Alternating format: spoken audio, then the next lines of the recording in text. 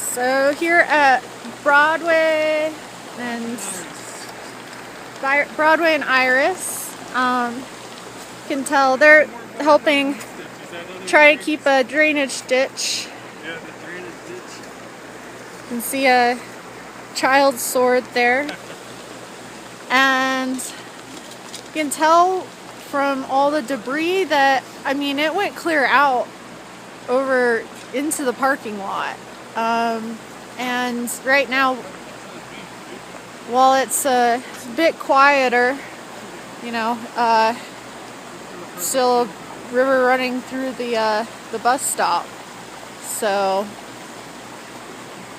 yeah, it's not slowing down, but, well, okay, so it's slowing down a little bit, but it's still definitely coming.